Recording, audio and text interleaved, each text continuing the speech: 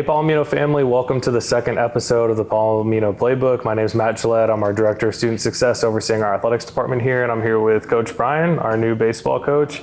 Wanted to talk a little bit today about the process of building a new baseball program and everything that we're kind of doing with community engagement, starting the culture, recruiting, and all kind of aspects of what go into starting a new program, and how excited we are that Palo Alto College is going to be the only Alamo College with a baseball program and the only JUCO baseball program in the San Antonio area.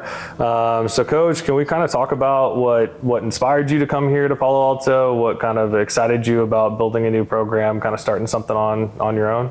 Yeah, there's a few factors. Number one, the necessity for something like this in the area. There's so much baseball talent in San Antonio's surrounding areas, and with the kind of involvement of the transfer portal and baseball in general, the landscape has shifted pretty drastically, and there's just such a limitation as opposed to previously on opportunities for kids coming out of high school to be able to play baseball. And you kind of, the confluence of those two factors, there's a huge opportunity, in my opinion, here in the area. And mix that with the area that we're located in Southside San Antonio, and just the deep and rich baseball culture here, and the opportunity to kind of move that beyond the historical realm of high school and kind of evolve to the next steps. For sure.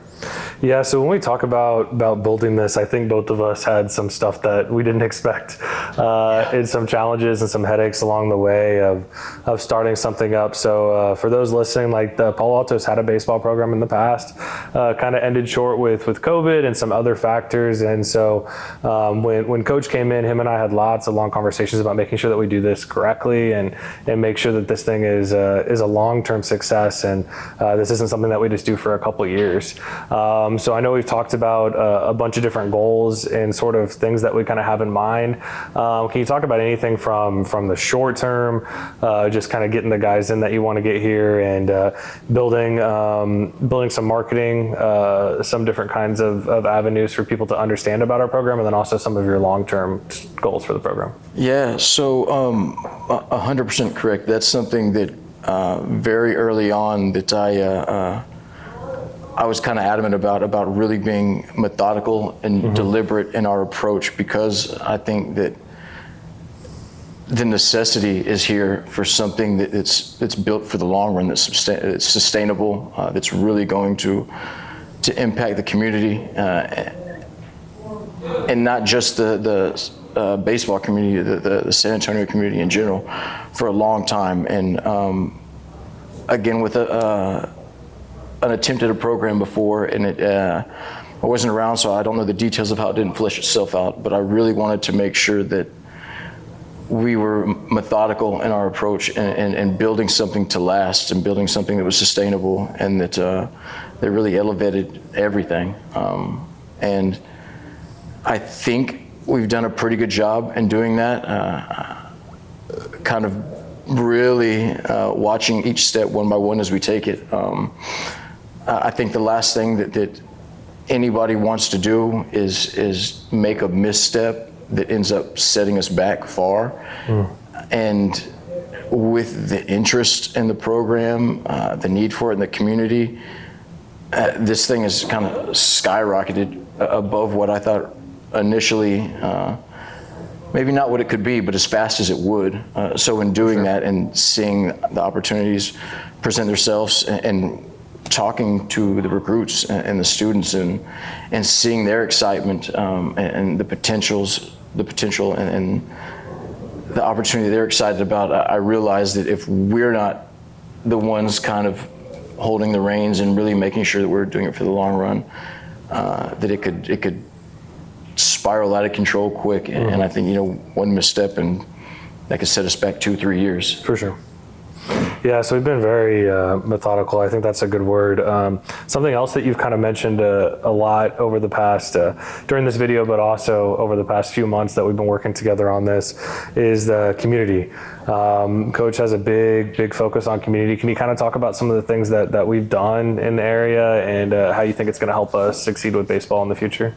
Yeah, I'm a firm believer in the statement that high tide floats all ships. So I really think that, again, something we just spoke about a second ago was the south side of San Antonio community and the rich baseball history. And that's something that I personally want to engage in. And I think that as we engage in the community, I think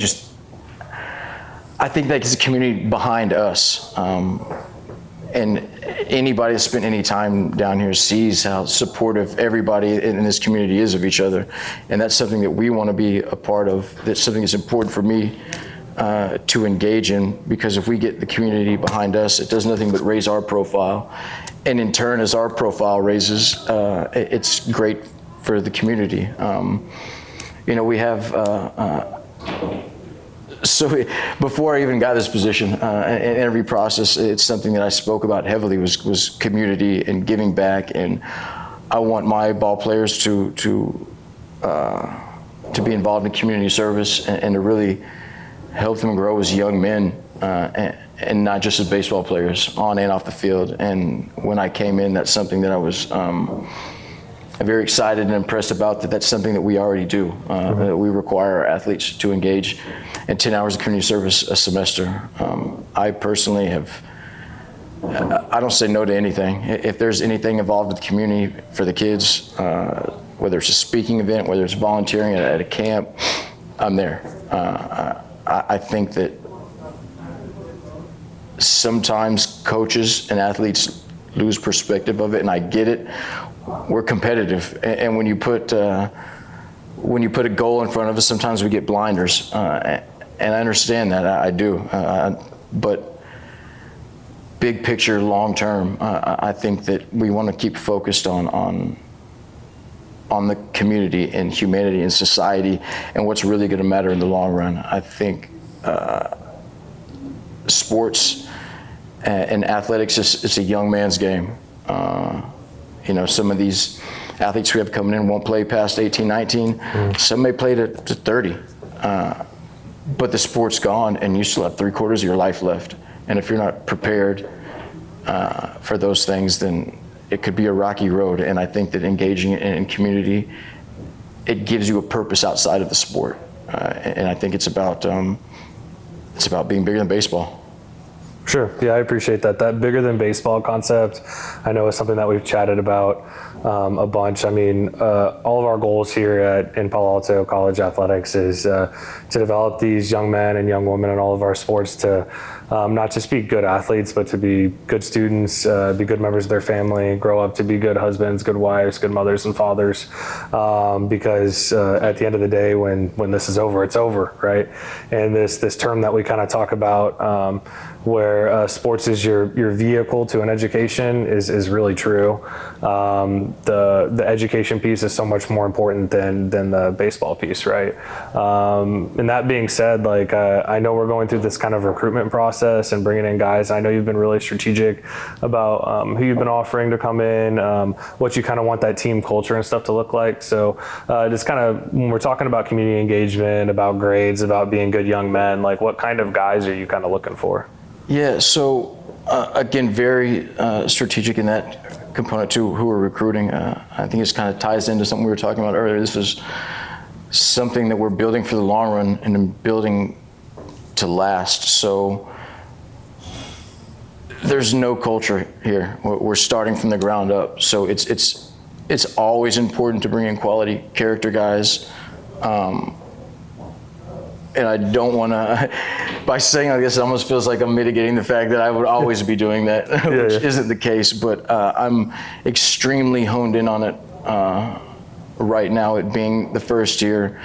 This is these guys that are coming in are going to set the tone and create a culture from scratch that's going to set the tone for the years and the classes to come. So I'm really, really meticulous in making sure that I'm bringing in kids that are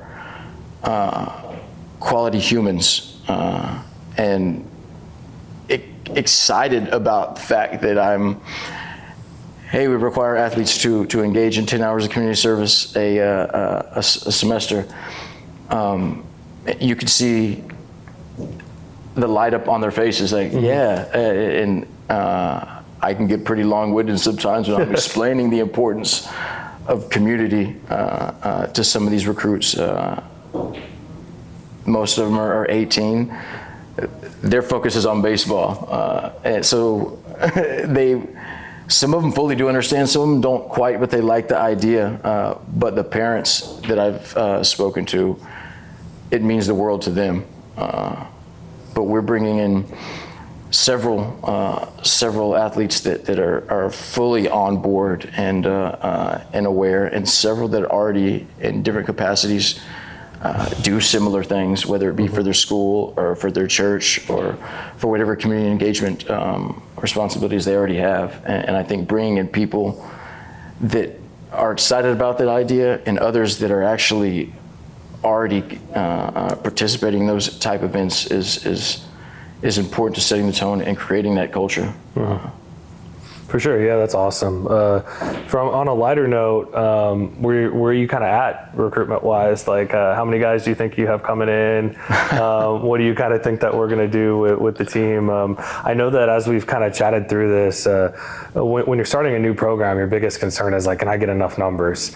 And it feels like we have the opposite problem a little bit. 1,000%. Yeah, we have so many students that are interested, and I think that's a credit to you with what you've done with the community, what you've done with local baseball coaches, high school baseball coaches in the area. So I don't know if you want to talk about how those relationships have been and kind of where you're sitting number-wise.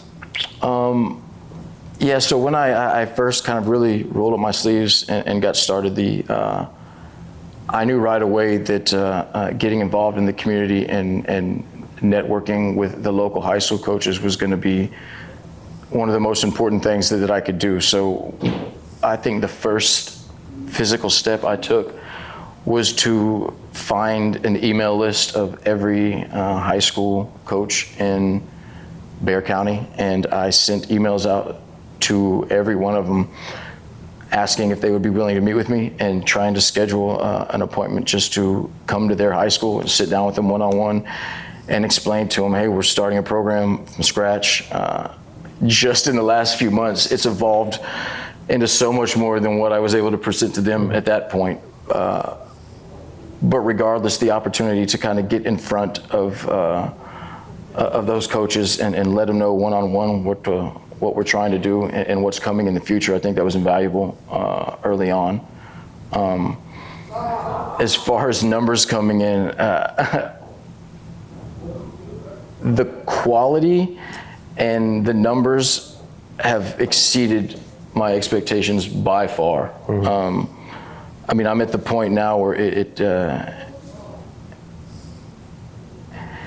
almost pains me because I can't take more athletes. I had a late night last night on the phone with some recruits, and then I had to do some work on the computer, so I slept in a little bit late this morning. I woke up a little bit later to 6 missed phone calls or texts. 3 of them from student athletes that are freshmen that have went elsewhere to play baseball that want to move back. 3 from athletes that have got my number through people that we already have committed. And this is a daily occurrence that local athletes are excited about the opportunity. I think the opportunity to stay close to home, the lack of baseball opportunities as in conjunction with the number of athletes around here, and and you mix that with the Alamo Promise component, it really is an exciting opportunity for a lot of young athletes. And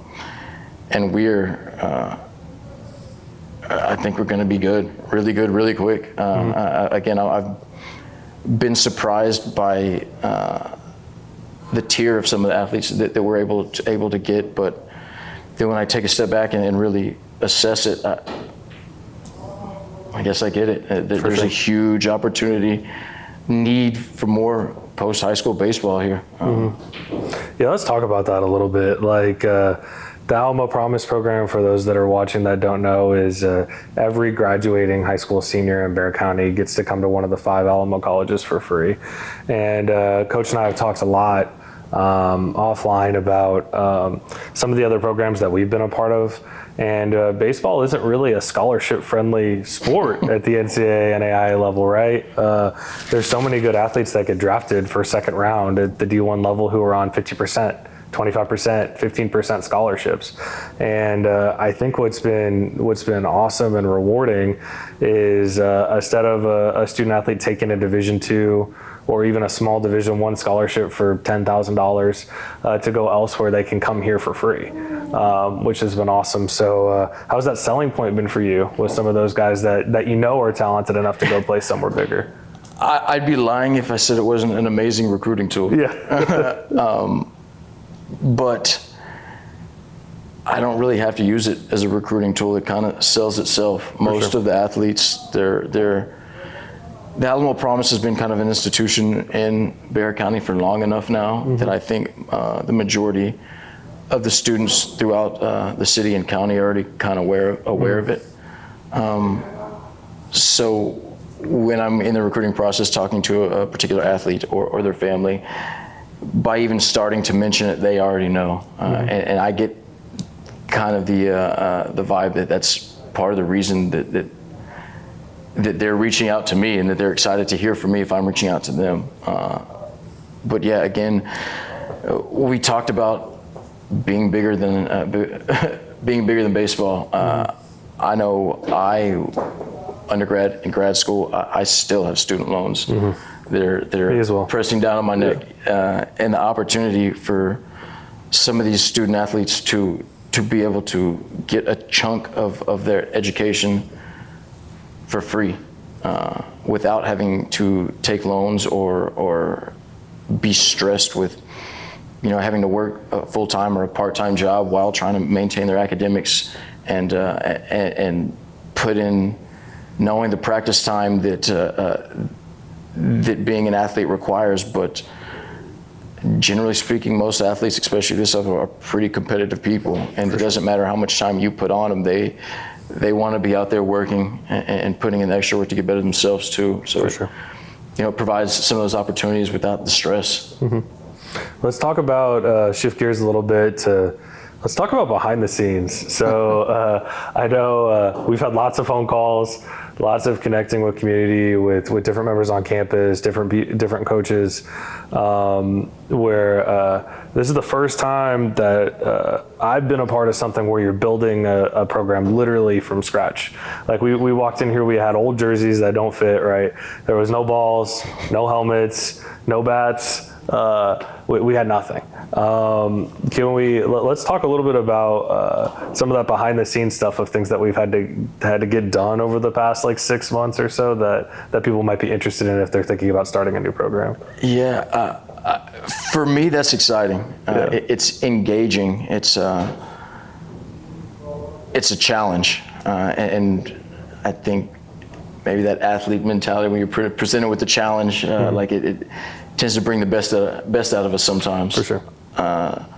So I enjoy it. It has me insanely engaged, but some of the specific things that we've crossed, I mean, wow, when you say starting from scratch, really, when I accepted the position, we didn't know how we were going to practice. There was a point where we're like, hey, I don't know, maybe are we going to have to throw rubber bases down in this field out here? And from that point, I think we both have really just rolled up our sleeves and put in whatever work is required and tapped into any and every resource we can. Whether it's making phone calls, whether it's going to community engagement events, talking to people, networking, just constantly being on, to be honest. I'm on the phone all day, every day sometimes. I'm surprised I haven't gotten in a car wreck at this point, sorry to admit that, but brain is 1,000 miles an hour. I'm driving around, idea pops in, I'm texting, calling, working different angles. It's nonstop, but I like it. It's engaging, and it's and having that kind of that work ethic and that drive, and doing it for the right reasons. Also, I think people, in developing these relationships and networking, people get to know me a little better as a person, and they start to realize that I really am in it for the kids and for the community and for right and bigger reasons. And it starts to it's opened up gates, opened up opportunities, and it's allowed some of these things to really fall into place. But I remember, but maybe a month after I took the job, you asked me, hey, can you get kind of a wish list together? But I don't know really what all you need, what to order. Don't be shy. Put in anything and everything that you might think we need, and let's go from there. And I, started off early on with more basic equipment and apparel type stuff, but there's been multiple things that evolved into, I know one of the things that you recently dropped some money on that you probably, I'm fairly sure you didn't think about before, was the rolling backstops. Hey man, I think we're gonna need one of these. And they're not cheap. And that was a pretty lofty purchase that was made, but it's, Yeah, it's never fun when coach goes in your office and says, hey, I need like 6,000 or 7,000 for something. But yeah, I think it's been, we've chatted about some of this stuff a lot. The hardest thing with any sport, and it gets harder especially when you're doing something brand new from scratch, when there's no culture, nothing behind it. There's like 3 or 4 things that come to mind when you think about running an athletic department or running sports that are difficult, right? First of all is the facility.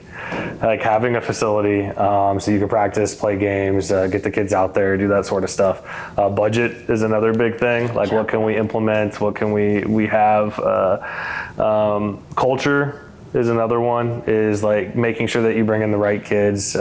Culture and recruiting kind of go together, making sure that you have the right kids that understand your vision and help move this thing forward. But the 4th thing that we haven't really talked about is scheduling.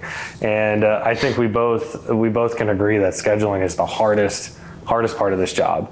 Being able to pitch to coaches why it's important to play us, being able to talk to different kinds of people in the community about what we're doing, how it's important, and developing a schedule. So obviously we don't have a lot of details yet, but do you mind sharing kind of where we're at on the scheduling front, like what our kind of plan is for a season next year? Yeah, so again, with us kind of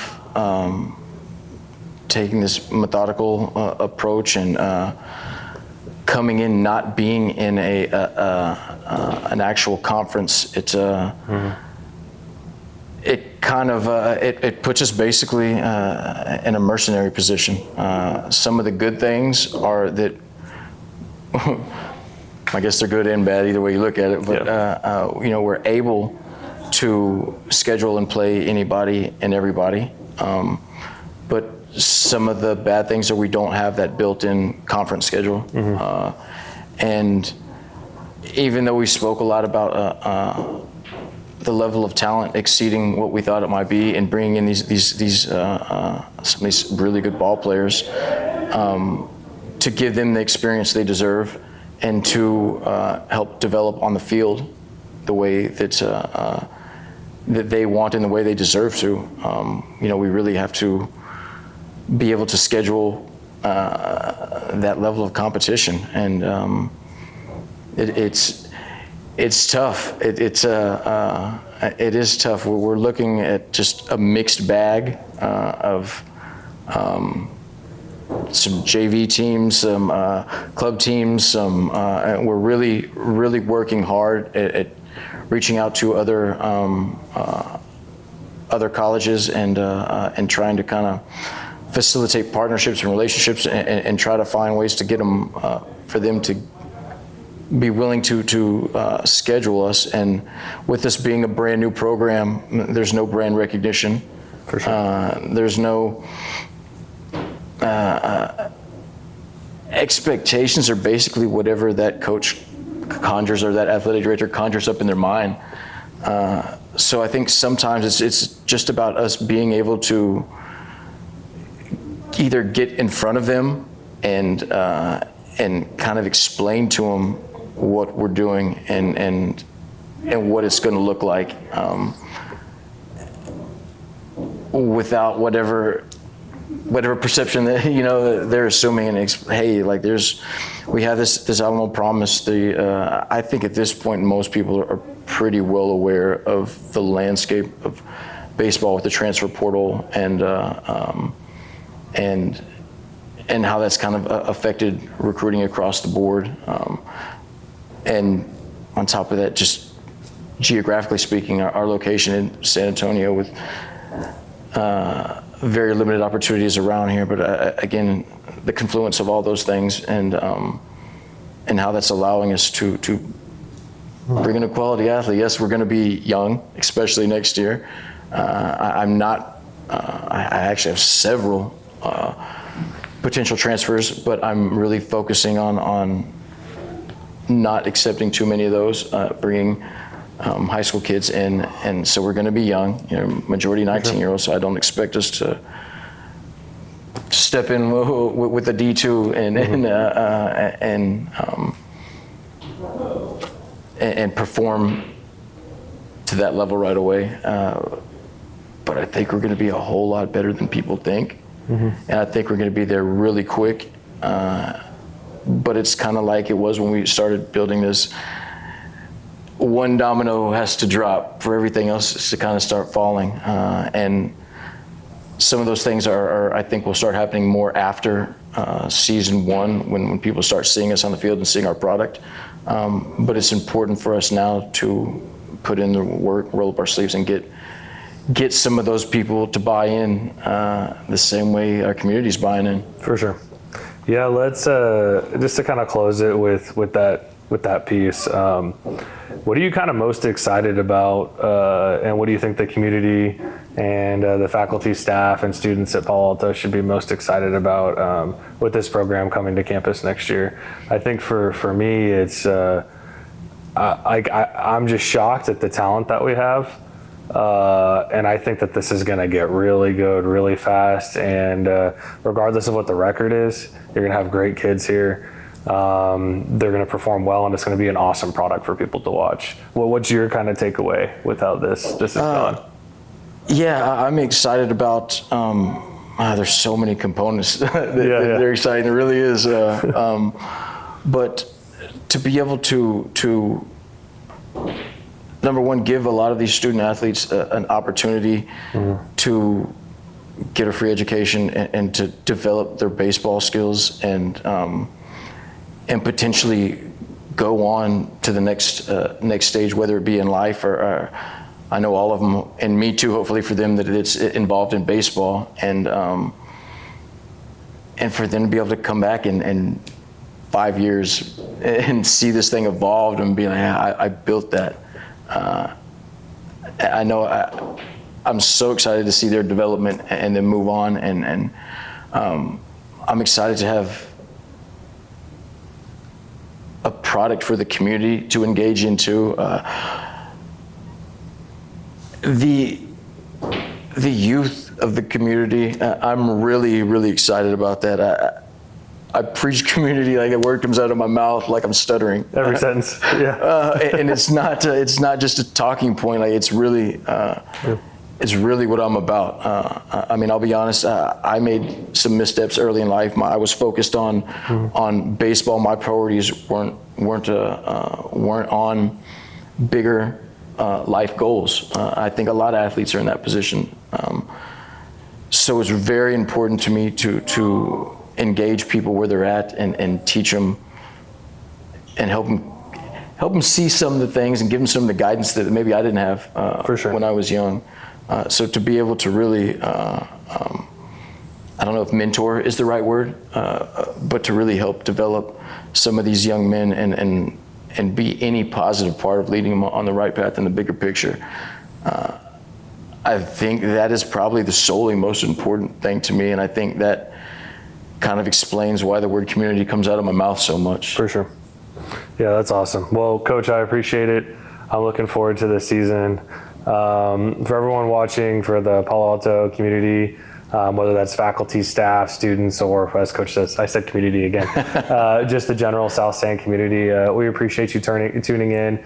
Stay tuned for some more awesome stuff from PAC Athletics. The schedule, different kinds of things, the roster that will be released for baseball will be on PaloAltoAthletics.com. If y'all want to check us out and kind of see how this thing goes, it's going to be a really special product. And stay tuned for more episodes. We have things coming up like interviewing some of our students who have 4.0 GPAs and talking about balancing academics and athletics. We started another new program this year in women's basketball. That one's a little bit less complicated with gym space, but hear from Coach V on bringing back women's basketball to PAC as well. And then we're also planning on interviewing a few students that are also parents and how they balance being a college athlete with their parental responsibilities. So I appreciate it. Some great things coming, and thanks for tuning in.